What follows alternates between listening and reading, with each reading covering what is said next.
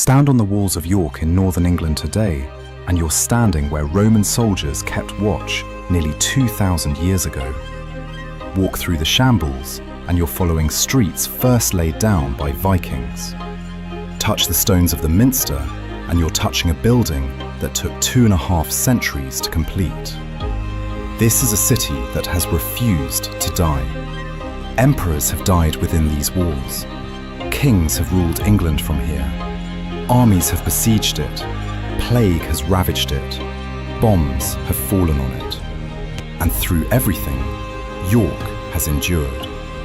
What you're about to see is different from any history documentary you've watched before. Using advanced AI techniques, we've transformed centuries-old engravings and faded photographs into living, breathing scenes. You're not just going to learn about York's past, you're going to see it as it actually was. This is the story of York. 30 minutes, 2,000 years. Let's begin at the beginning.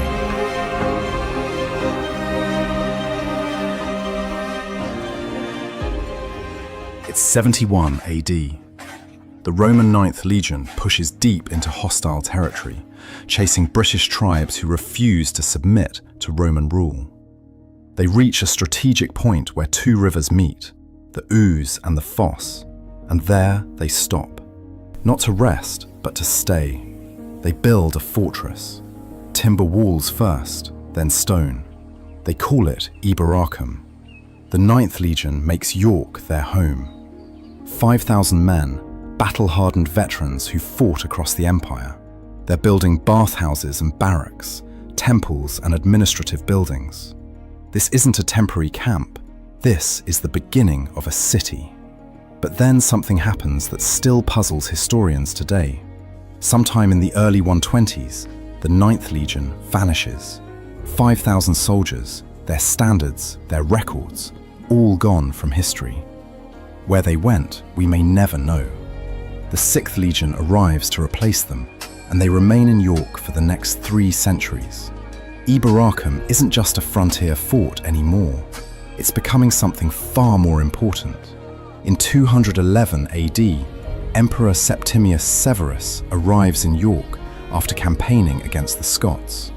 He's old, exhausted, and dying. He draws his last breath in this city, at the very edge of his empire. His son Caracalla stands in York and makes a decision. This place, this northern fortress, becomes the capital of Britannia Inferior. Half of Roman Britain is now governed from York. Then comes the moment that changes everything. Emperor Constantius dies in York in 306 AD. His soldiers immediately proclaim his son, Constantine, as the new emperor. Constantine doesn't just rule, he transforms the Roman Empire. He legalizes Christianity, ending centuries of persecution. He moves the capital to Constantinople and reshapes the entire structure of imperial power. Western civilization pivots on decisions made by a man who begins his reign right here in York, a statue of whom can be found just outside York Minster today. By 314, York has a bishop attending church councils in Arles.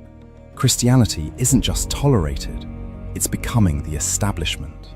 The city that was born as a military fortress is now a center of faith and imperial power. When Rome finally withdraws from Britain a century later, the greatest empire the world has ever known crumbles. But York doesn't just disappear with it. The Roman walls begin to crumble. Stone is taken for other buildings. The carefully laid streets disappear beneath mud and new construction. But people remain.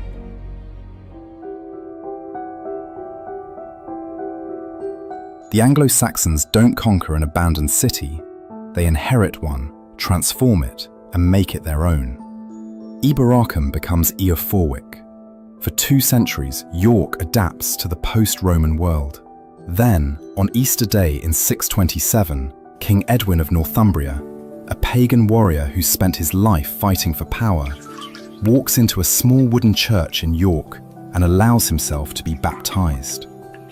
One man's conversion might not sound like much, But Edwin is a king. When kings convert, kingdoms follow. Christianity spreads across Northumbria like wildfire, and York becomes its epicenter. The small wooden church where Edwin is baptized will eventually become the Minster, but that transformation will take centuries. By 735, York's bishop has been elevated to archbishop. York is now on equal footing with Canterbury. England doesn't have one Christian centre anymore. It has two, and York is one of them. And then the city produces a mind that will shape European thought for generations. Alcuin becomes master of the York School in 778. Under his guidance, it becomes one of the most respected centres of learning in Europe. Monks travel from across the continent to study here. When Charlemagne needs someone to lead education across his vast empire, he chooses Alcuin from York. This is York's golden age of learning. While most of Europe struggles in the darkness after Rome's fall, York keeps the lamp of knowledge burning. But across the North Sea, other men are building ships and sharpening weapons. They've heard about the wealth of English monasteries, the gold in the churches, the riches waiting to be taken. They're coming, and nothing will stop them.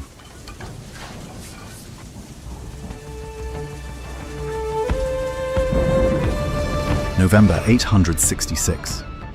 The longships come up the Ouse in the pre-dawn darkness. Hundreds of warriors, Danish and Norwegian, the great heathen army that has already torn through eastern England. They surround Eboracum before the sun rises. The Anglo-Saxon defenders never stand a chance. By nightfall, the Vikings hold the city. They will keep it for nearly 100 years.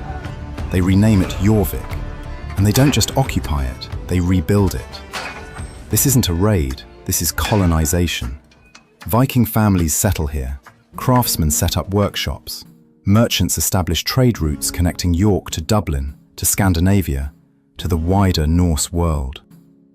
Archaeological digs at Coppergate in the 1970s uncover Viking streets so well preserved that leather from their workshops, wood from their buildings, even seeds from their gardens survive 1,000 years underground.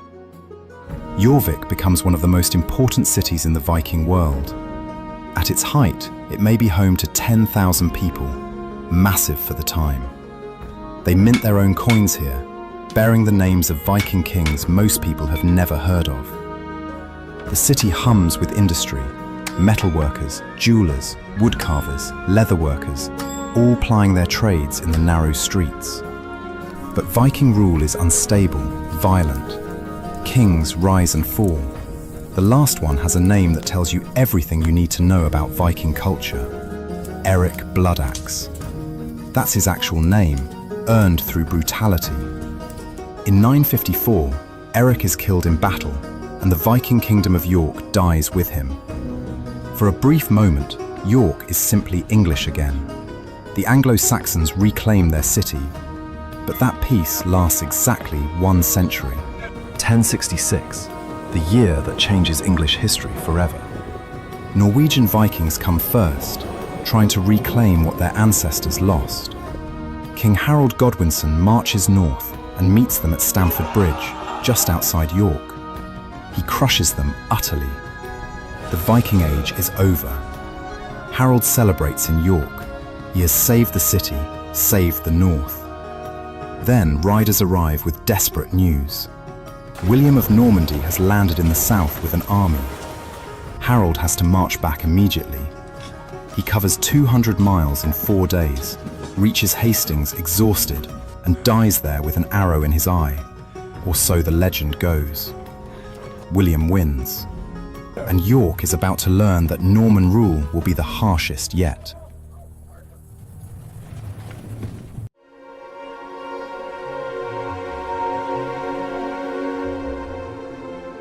William of Normandy, later known as William the Conqueror, rides into York in 1068. He looks at the city that has defied Roman legions and Viking armies, and he gives one order. Build me a castle! The foundation of York Castle is laid, and William stations a garrison there to ensure the city remembers who rules England now. the people of York have other ideas. In 1069, they rebel. They ally with a Danish invasion force, storm the castle, and slaughter every Norman inside. For a brief, glorious moment, York is free again. William's response is apocalyptic. He unleashes the harrying of the North, a campaign of systematic destruction that remains one of the darkest chapters in English history. From York to Durham, his soldiers burn every village, every farm, every field. They slaughter livestock, destroy food stores, salt the earth. The chroniclers who witness it can't find words adequate to describe the horror. People starve in their thousands. Some turn to cannibalism. Yorkshire becomes a wasteland. William rebuilds York Castle, and this time there will be no rebellion. The message is clear: defy me, and I will turn your world to ash. But life continues. Slowly, painfully, York recovers. Trade resumes. The Minster begins its transformation from timber Anglo-Saxon church to stone Norman cathedral. And York gains something unexpected: a saint. In 1153, Archbishop William returns to York after years of exile. The city turns out to welcome him home. So many people crowd onto Ouse Bridge to see him that the bridge collapses, hurling hundreds into the river below. And then the miracle: not a single person dies. William's tomb in the Minster becomes a pilgrimage destination, drawing visitors from across England. But 1190 brings a horror that stains York's history to this day. England is preparing for the Third Crusade, and anti-Jewish violence erupts across the country. In York, a mob turns on the Jewish community. The Jews seek refuge in Clifford's Tower, the wooden keep of York Castle. For days, the mob besieges them, demanding conversion or death. On the night of March 16th, facing certain massacre, many choose to die by their own hand rather than give the mob the satisfaction. Those who come out hoping for mercy are murdered anyway. Around 150 people die that night. The exact number is lost to history, but the shame remains. York is wealthy now, powerful, connected to royal authority, but it's also capable of terrible cruelty. The 13th century will test the city in different ways.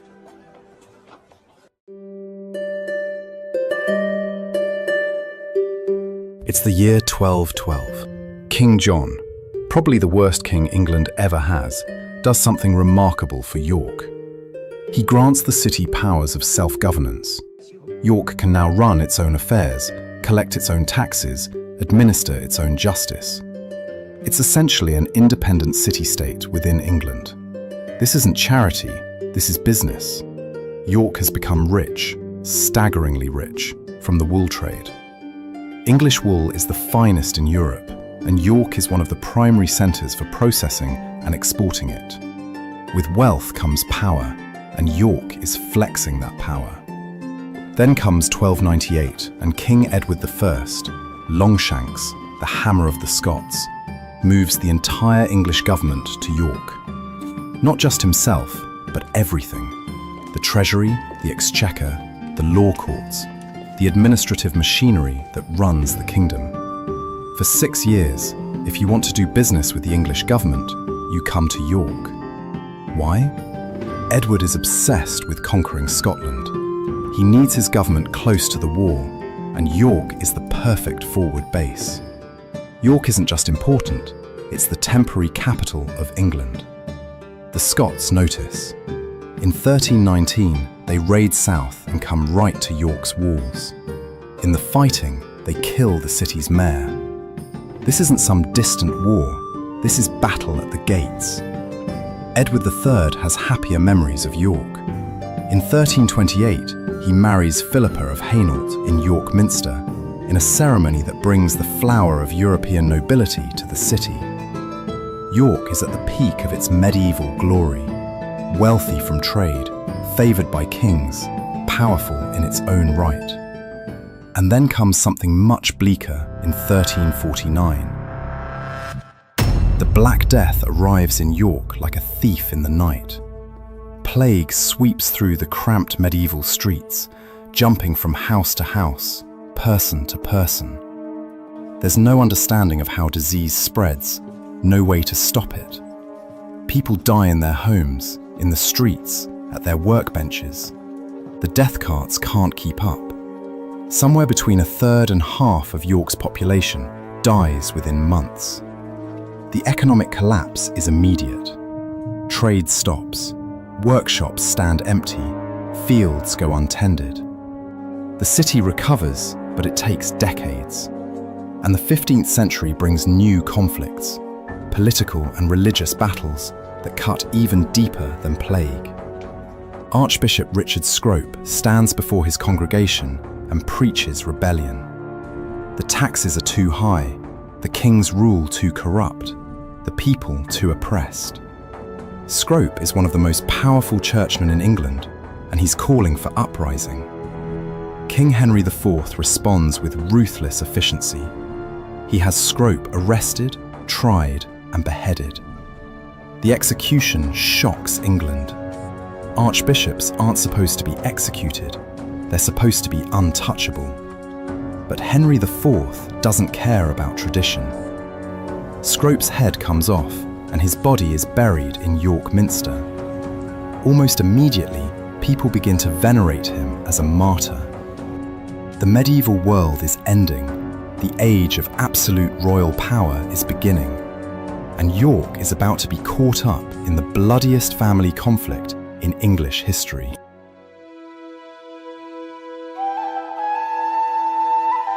In 1472, after 2.5 centuries of construction, York Minster is finally complete. The Gothic cathedral that began in 1220 is consecrated, soaring pointed arches, massive stained glass windows, stone vaults reaching toward heaven. It's the largest Gothic cathedral in Northern Europe. The building that will define York's skyline for centuries to come is finished. But all the while, England has been caught up in a horrible war. Rewind to the year 1455. The country descends into civil war. Not a war against foreign invaders, but something far more vicious. A dynastic struggle between two branches of the same royal family, both descended from King Edward III. They're fighting for the throne of England, and the conflict will become known as the Wars of the Roses. On one side, the House of Lancaster, wearing the red rose as their symbol. On the other, the House of York, with the white rose. And York, the city, isn't just caught up in this war. It's at the very heart of it. The white rose flies from these walls. Yorkist armies march from these streets. When a Yorkist sits on the throne, York prospers. When a Lancastrian wins, York suffers. 3 kings from the House of York rule England. Edward IV, who wins the throne through battle. His young son, Edward V, who reigns for just 2 months before disappearing. And Richard III, the most controversial of them all, York's champion, the city's protector. To York, he's a patron, a benefactor, someone who genuinely cares about the North. When he rides through these streets, people cheer. When he grants the city new privileges, they're grateful. Richard is York's king in a way no southern monarch ever was. And then comes August 22nd, 1485, Bosworth Field. Richard III dies in battle, cut down by Henry Tudor's forces. The last Yorkist king falls in the mud of Leicestershire, and with him dies the House of York's claim to the throne. York mourns. The Tudors have won, and for this city, it feels like defeat. The white rose is finished, the red rose triumphant. A new dynasty begins, and they have no love for the North, no special affection for York. The Tudors will bring their own kind of warfare, religious warfare that cuts even deeper than political conflict. By 1530, Cardinal Thomas Wolsey serves as Archbishop of York. Wolsey is more than an archbishop. He's the second most powerful man in England, King Henry VIII's right hand, the man who runs the country while Henry hunts and feasts. But Wolsey makes one fatal mistake. He fails to get Henry his divorce from Catherine of Aragon. Henry wants Anne Boleyn, and when Wolsey can't deliver, he's stripped of everything. He dies in disgrace in 1530, broken and abandoned. 6 years later, northern England erupts. The Pilgrimage of Grace, 40,000 men, women and families marching under the banner of the 5 wounds of Christ. They're protesting Henry's break with Rome, the dissolution of monasteries, the destruction of the Catholic faith they've known their entire lives. York is at the centre of this rebellion.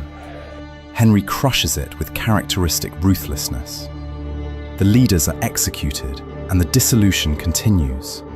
By 1539, York's great monasteries, St. Mary's Abbey, Holy Trinity Priory, places that have stood for centuries, are stripped of everything valuable and left to rot. The religious heart of York is torn out. But the Catholic community doesn't disappear. They go underground, practicing their faith in secret, hiding priests in concealed rooms, risking everything. In 1586, Margaret Clitheroe pays the ultimate price. She's a butcher's wife living in the shambles, and she's been harbouring Catholic priests, men who are being hunted as traitors simply for saying Mass. When she's arrested, she refuses to enter a plea. She knows that if she pleads, her children could be forced to testify, could be tortured for information. So she says nothing. Her punishment is being pressed to death. They lay a door on top of her and pile stones on the door, adding weight slowly, crushing her body over hours. She dies in agony, protecting her children with her silence. Today she's a saint, and her house is a shrine. The Reformation has turned neighbour against neighbour, family against family. But that isn't the end of York's troubles. 1644. England is in civil war again. King versus Parliament, Royalist versus Roundhead. York declares for King Charles I, and Parliament sends an army to bring the city to its knees. 20,000 men besiege York for 11 weeks. Inside the walls, food runs out, people starve, disease spreads. The Royalists try to break the siege at Marston Moor, just outside the city, in one of the largest battles ever fought on English soil. They're annihilated. 4,000 Royalists die in an afternoon. York surrenders. The king will lose his head 5 years later. The age of absolute monarchy is ending, and York is exhausted from centuries of warfare, military, religious, political. The city needs peace, and finally, it will get it.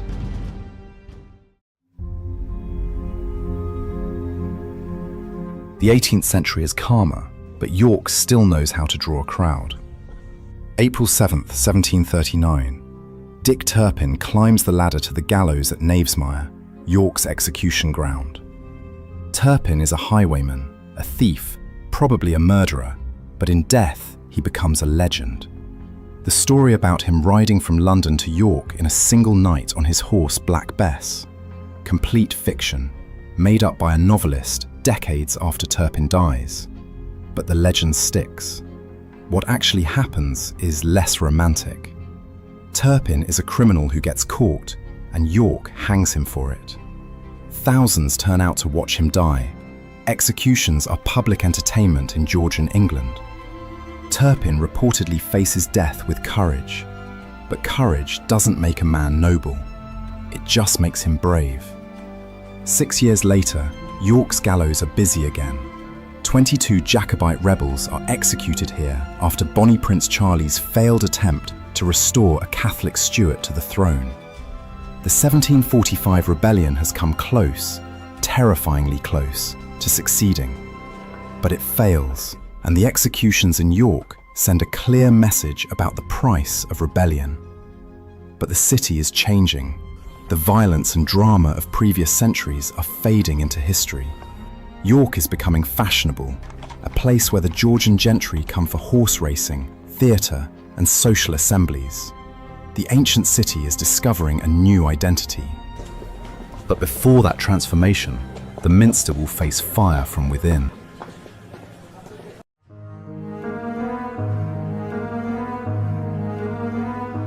February 1st, 1829. Jonathan Martin hides in York Minster as evening service ends. He waits in the shadows as the last priests leave, as the doors are locked, as silence settles over the cathedral. Then he emerges with candles, prayer books, and an unshakable belief that God has commanded him to burn the Minster down. He piles cushions and wooden benches beneath the choir stalls and sets them alight. The fire takes hold quickly. By the time anyone notices, flames are consuming the choir roof. The Minster burns through the night. The medieval roof timbers, the carved choir stalls, centuries of craftsmanship, all reduced to ash. Martin is caught, declared insane, and locked away. The Minster is rebuilt, more spectacular than before. But the message is clear. Even in the peaceful 19th century, York's treasures are vulnerable. 1830 brings something new. The Yorkshire Museum, built in Greek Revival style in the ruins of St Mary's Abbey. For the first time, York is treating its past as something to preserve, study, and celebrate. But 1839 changes everything. The railway arrives in York, and with it comes George Hudson. Hudson isn't born to wealth or power.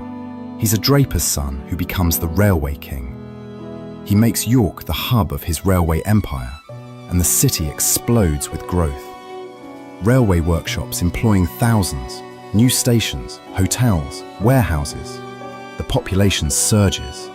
Suddenly, London is 5 hours away instead of 2 days. Manchester is accessible. The ancient city that has spent centuries relatively isolated is now connected to the entire country. Tourists pour in. Middle-class families who can afford a weekend trip to see the medieval walls and the Minster. York has been many things over the centuries. Roman stronghold, Viking capital, royal seat of power. Now it's becoming something new, a tourist destination, a place where people come to experience history rather than make it. The transformation is just beginning.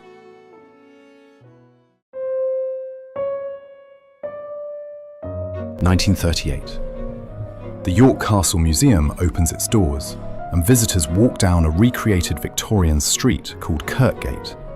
Shops with authentic goods, gaslights, cobblestones. It's an instant sensation. York isn't just preserving history anymore, it's bringing it to life. But unfortunately for York, it cannot escape the mercy of World War II. 29th of April, 1942. The air raid sirens wail across York at 2:30 in the morning. People stumble from their beds, confused. Why would the Germans bomb York? There are no factories here, no military installations worth mentioning. They don't understand. This isn't a military raid. This is cultural warfare. The Germans call them Baedeker raids, named after the German tourist guidebook. Hitler has ordered his Luftwaffe to bomb Britain's most historic cities in revenge for RAF raids on German cultural sites. York, with its medieval streets and ancient Minster, is a perfect target. The bombers come in waves. Incendiary bombs rain down, designed to start fires that will spread through the old timber buildings. The Guildhall, which has stood since the 15th century, burns to the ground. Row after row of medieval houses catch fire. The sky glows orange. The Minster should burn. Incendiaries land on its roof. But volunteer firefighters, ordinary people, climb up there in the middle of an air raid and put out the fires before they can spread. They save it. When morning comes and the all-clear sounds, 92 people are dead, hundreds are homeless, and large parts of medieval York are smoking ruins. But the Minster stands. York rebuilds. and it grows in ways that would have been unimaginable a century before. In 1963, the University of York is founded, bringing thousands of students to a city that has always been about the past. Now it's thinking about the future. A year later, the National Railway Museum opens, celebrating York's Victorian transformation and becoming one of Britain's most visited museums. Then in 1984, the York Viking Centre opens, using the incredible discoveries from the archaeological digs in 1979 to recreate Viking York. You can walk through reconstructed streets, see animatronic Vikings at work, even smell what 10th century York smelled like. History isn't something you just read about anymore. It's something you can experience here in York. But the tragedies aren't done yet.